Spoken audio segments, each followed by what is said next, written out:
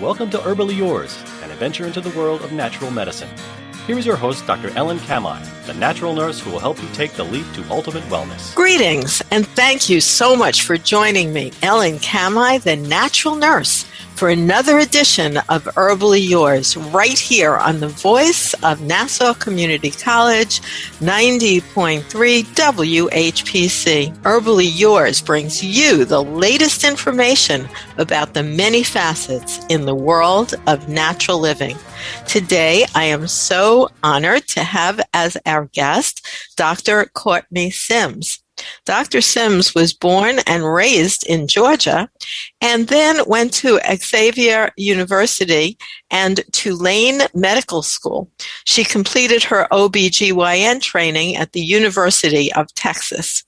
Dr. Kourtney is currently board certified by the American Board of Obstetrics and Gynecology, is a fellow of the American College of Obstetrics and Gynecology, and is certified practicing with the menopause specialist by the North American Menopause Society. She has received a lot of herbal education as well from my good friend, Dr.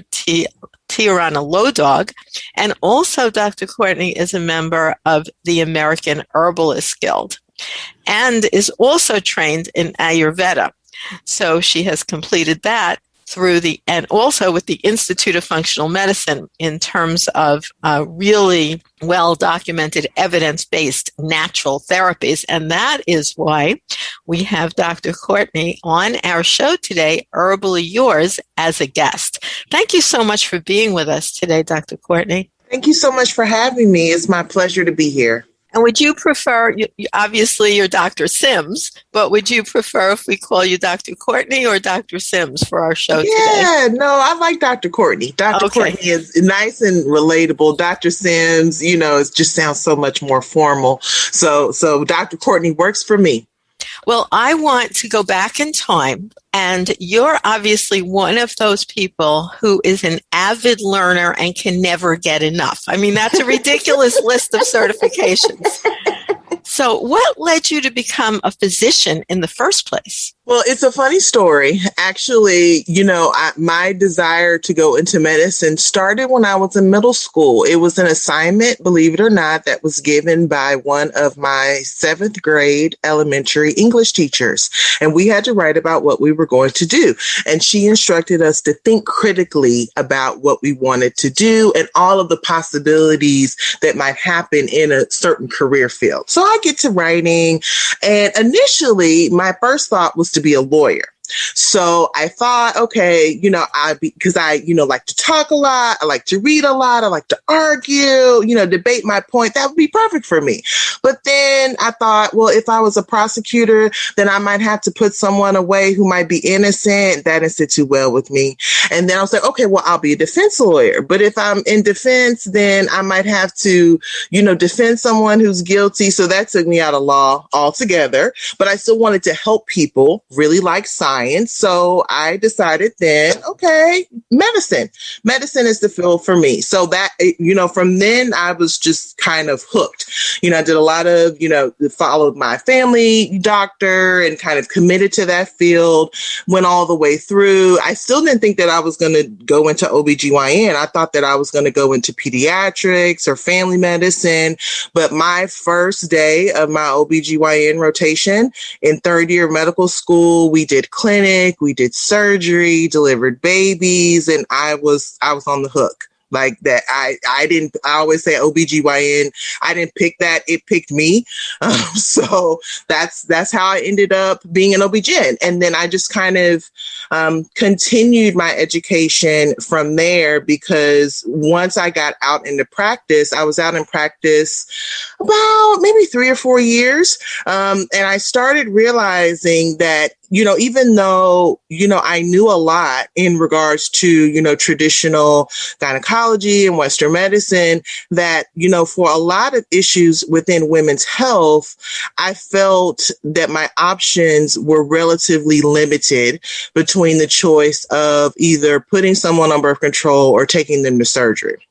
And there didn't seem to be I hadn't had a whole lot of previous education about anything in between or any other option. And I would have patients coming to me asking about other alternatives. Is there anything, natural that I can try outside of medication? Is there anything I can do differently in my diet? So, I started investigating with, plant-based and, flavonoids, and then that kind of took me into my plant-based certification. And out of that kind of took me into Ayurveda. And I was doing my menopause certification at the same time. And once I got into Ayurveda, I really started to learn more about herbs. And so that is what took me, into even more herbal education than I had started with. But it's been a wonder, for me. And I really do feel like, a lot of this should be incorporated into traditional medical education. It's just unfortunate that right now it's not.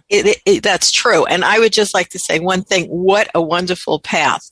And I have been doing holistic medicine since 1964. So it's definitely my commitment. And my life goal right now is to make the medicine you are doing, which is so fantastic, both for yourself as a physician, because you get better outcomes, which is very supportive for you, as well as for your clients, who also get better outcomes with lower side effects, higher efficacy, and, they have to participate in terms of taking care of themselves through their diet, and that is excellent. What my life goal right now is to actually have these kinds of natural therapeutics and integrative approaches actually become standard of care in conventional training and medicine.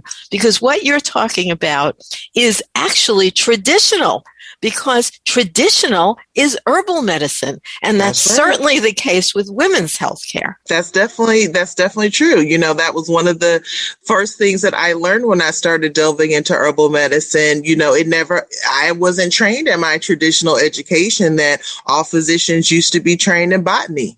That used to be the standard. All physicians, anybody who put themselves out there as a medical doctor had to know about herbs and how many herbs were in the, standard U.S. pharmacopoeia up until a certain point, really up until the point that kind of pharma took over. We could discourse about that. It's a whole nother topic.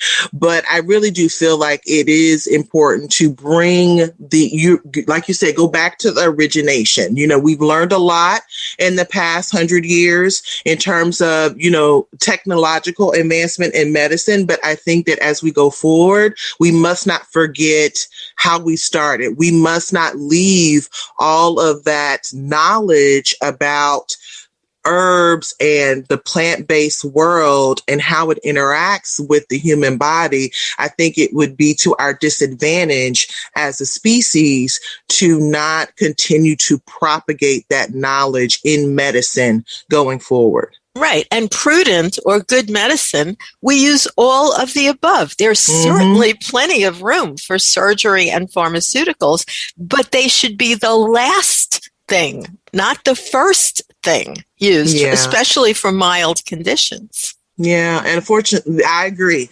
I totally agree. And I think it's a lot about, having options. I always say, if you get in a car accident or you get shot, you want a trauma surgeon.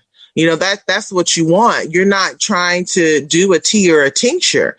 But for a lot of things that we encounter, health-wise on a day-to-day basis, there is definitely a place for herbal medicine. There's a place for mind-body exercise. There's a place for diet, nutrition, sleep. There is place in health for all of these other things that are, that help to determine our day-to-day functioning. And so I just think it's important that becomes, like you said, more of the standard of care as opposed to the exception. So I'm really working deeply in that area now. And there is a nurse practitioner I'm working with in Florida. And she has initiated through the regular conventional medical system in that area, Broward County. There's 6 free clinics. And she has actually initiated where there are natural therapeutics where they actually can hand that as what to do next, for a minor health condition. And she has had herbs, homeopathics, and natural remedies implemented into her pharmacy so they can actually be written as prescriptions and covered. And that's the thing. It's getting it into that point where, you can give a recommendation but for a lot of people in this country, they use their insurance. And unfortunately, a lot of what's covered under insurance is not natural options. It's not natural therapy. So it puts patients in the position of choosing between a standard medication that's covered by their insurance or an herb that might have been recommended or an herbal blend that might have been recommended that they want to do, but it's not covered under their insurance. So people have to be willing to, at this point, for a large majority of the country, fund that out of pocket. And it is important for these things. And, a lot of times the cost of these things is much less, right. Traditional national therapies, it's a much more affordable way of care, right? Than pharma for a lot of things. But unfortunately, there does seem to be, quite a lack of coverage in that area. But see, that's something we could work towards. Now, you practice, I would say you're kind of have one leg in both worlds, right? You do conventional OBGYN. Is that at a conventional medical center that takes insurance and everything? And yes. Can you integrate some natural therapeutics there without fearing of losing your license? Yes. Well, that's exciting. I do it in terms of, for me, it's all about the informed consent process. So it's after all of my training, it's almost impossible for me to separate my hats, right? Like my traditional hat and my integrative hat. When I'm seeing a patient. And so because that is almost impossible to do, I let all of my, everyone that I'm treating know, okay, I'm going to give you both options, right? Like this is what you're coming in for.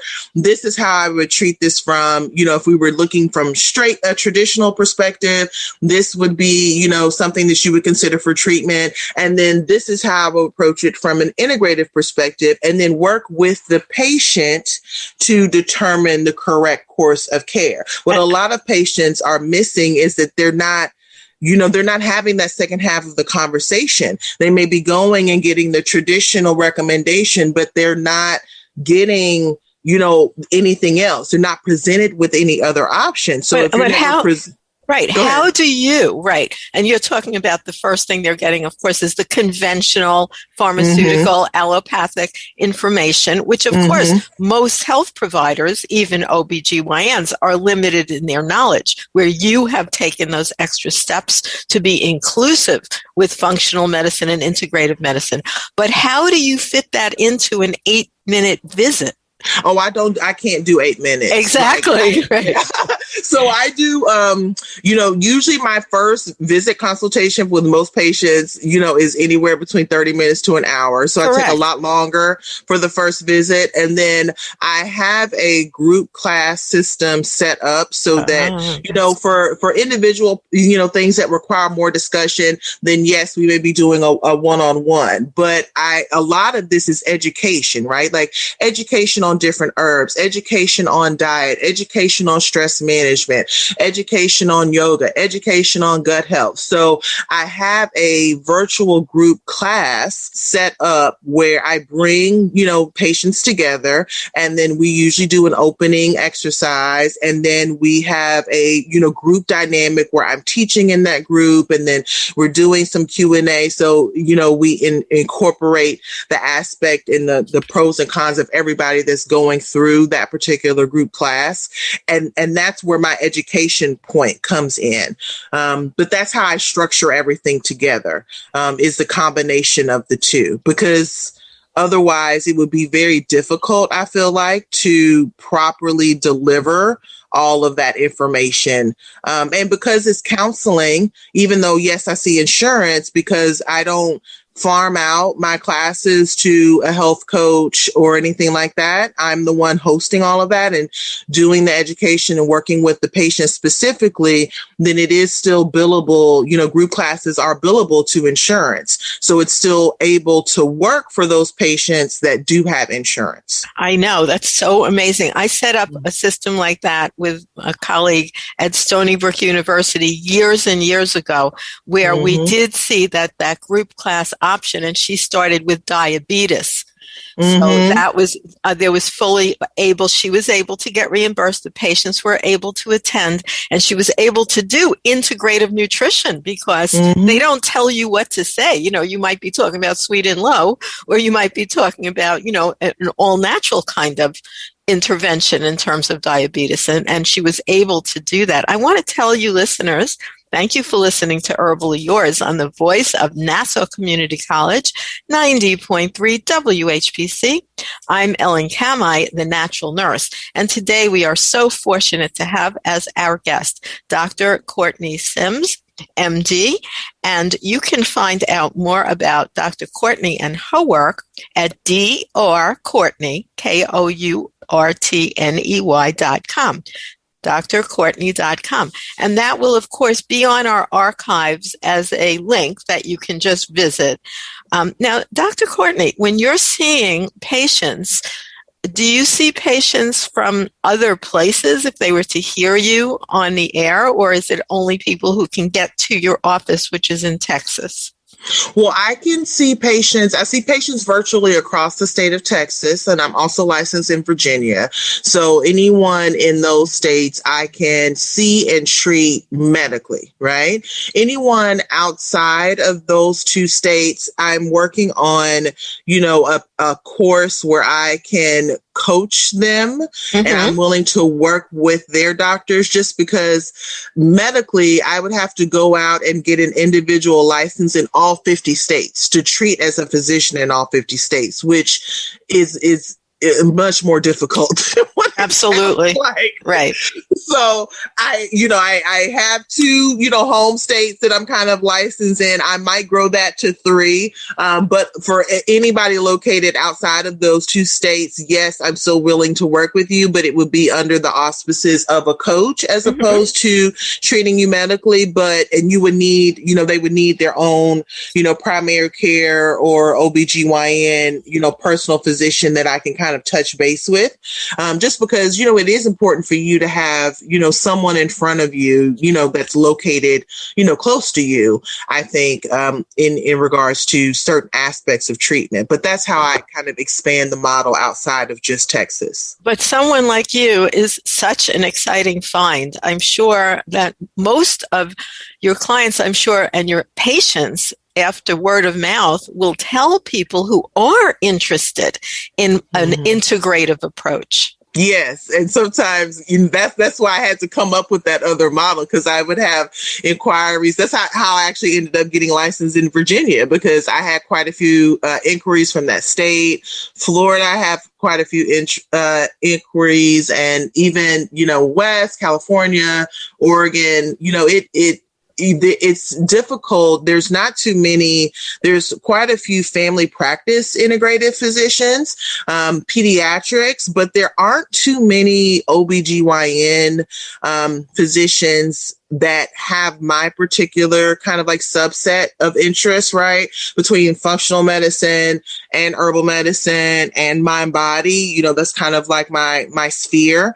So when you're seeking that particular set of advice, there's not that many people, unfortunately, I think, to call on.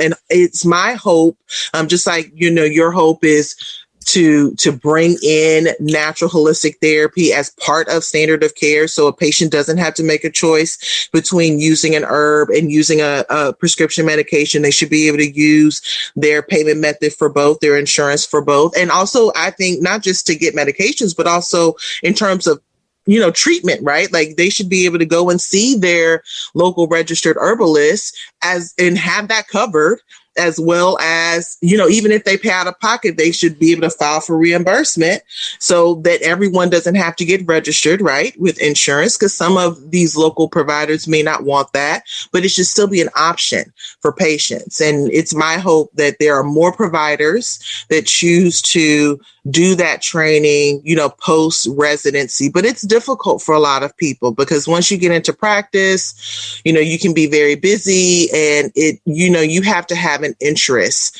in doing that. So really, ultimately, kind of like functional medicine is trying to work its way into the traditional medical education that's done at a Cleveland clinic. Yes. Right, into conventional. So let's talk about one condition, whatever pops into your mind as, let's say, a recent patient or one condition that is typical, let's say, in OBGYN, and how your integrative approach might differ from just a conventional, basically prescription pad approach. Well, there's so many. I know. There's so many. Let's do PCOS. Okay. PCOS is one of the easier explanations. Tell our audience what that is. So PCOS stands for polycystic ovarian syndrome. It is the most common condition that afflicts reproductive age women in this country. It's a condition where you don't have cycles on a regular basis because you're not ovulating on a regular basis. And that is because typically there's a hormonal imbalance that is involved in the condition, secondary to issues with insulin resistance. So that's the PCOS in a nutshell. So traditionally, the traditional perspective for PCOS, what every single board certified gynecologist learns as they're going through training, is that this is a hormonal issue based on a metabolic disturbance, and we treat it as such. So the treatment methods are primarily medication, birth control to help to regulate cycles, metformin to help with the insulin resistance. There's some newer therapeutics for the insulin resistance online for PCOS, but still a lot of the mainstay for that is metformin. And then medications to help patients get pregnant as well. Clomid, other injectables, letrozole, so on and so forth to help patients get pregnant. Because of course, if you're not ovulating on a regular basis, when you come off of the birth control, then you're going to need some assistance. So part of the problem that I have with this particular condition is that the traditional treatment, right, of birth control doesn't do anything to address the underlying PCO. It just covers it up. So the hormonal imbalance that was there, pre-birth control, once you take the birth control away, it's still going to be there, which is why a lot of patients still need medication to try to get pregnant. So my natural approach that I take for PCOS, as opposed to that, I do have some patients, and I describe it to everyone. Okay, this is what we can do from the traditional perspective. This is what we would do. These are your options. From an integrative perspective, I describe PCOS as like we're in Houston. I'm close to Galveston. So we have these beach houses that are raised on stilts. So I describe PCOS as one of those houses, and it's supported by several stilts underneath. And if you knock off any one of those stilts, you're going to have a problem. So those stilts are nutrition, stress, sleep, and movement. So we have to work on all of these areas from an integrative perspective if we want to be able to get your cycles to come back regularly. And that's what we do in the classes. We work on nutrition, we work on sleep, we work on exercise, we work on stress. And then I use herbs. I use my yoga experience to manage different aspects of their hormonal balance, like Vitex. I use Inotazole. I use chromium for nervines and adaptogens for stress management. So that is weaved within working on each one of those individual principles.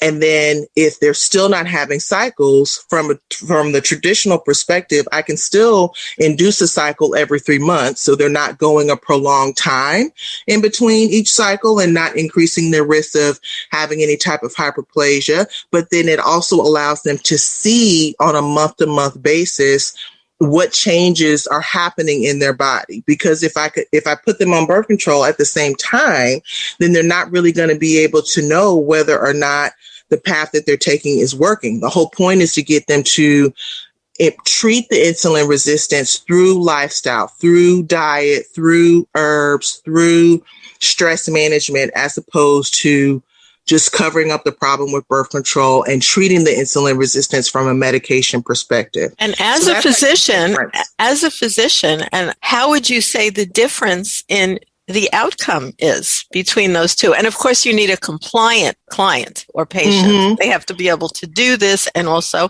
change their diet and exercise. There's a lot to it. Well, I mean, I can tell you, I have one patient that I'm working with right now. I've been working with her for 3 months, maybe a little bit more than 3 months.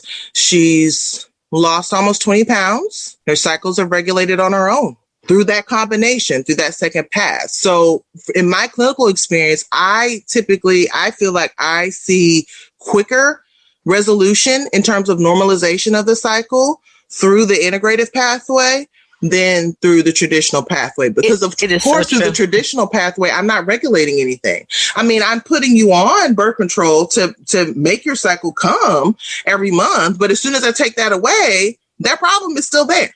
Right. And then all the side effects of the medication. So I did write, I've written many books, 16, but one of my books called Cycles of Life, Herbs and Energy Techniques for the Stages of a Woman's Life, goes very deeply into the exact protocol that you just described in terms of using all natural therapeutics to reverse, in particular, the condition that you were talking about, as well as all kinds of cystic events, because they all will absolutely respond to the exact protocol that you just laid out. So what a blessing that you are there and helping your patients, your clients, and the world. And because of the advanced training that you have, you're going to be able to change internally with your colleagues, your peers, and institutions. And that's what's really exciting, which will get so much more help and less suffering to everyone, which is really basically why you went into medicine.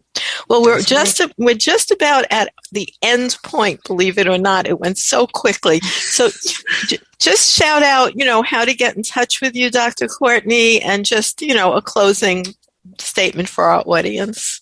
Okay, so first off, thanks again, Miss Ellen. It's been a pleasure talking with you today. And I, just thank you for all of the work that you have been doing for so long, all of the books, right, that you've written. I think, you've just given so much to the herbal community and education. And I feel like it's going to be a legacy that just, lives on forever. So thank you so much for the work that you are doing, that you have done, and for allowing me to talk today. And for anyone who is, looking to get in touch with me, they can always, I have basically 2 separate practices. I have the Holistic Collaborative, and then I also have a private practice called Crossroads OBGYN and Wellness. I'm on Instagram, I'm on Facebook. We have websites for both, Crossroads OBGYN.com, as well as the Collab Holistic.com, and then my personal site, just for people who are interested in learning more about me, is drkourtney.com. Thank you so much. And thank you, listeners, for tuning in once again into Herbally Yours, produced in the studios of 90.3 WHPC, Nassau Community College, Garden City, New York. For further information, email us at whpc@ncc.edu. This is your host, Ellen Kamai at naturalnurse.com, inviting you to join us again next week for another edition of Herbally Yours. Until then, stay healthy.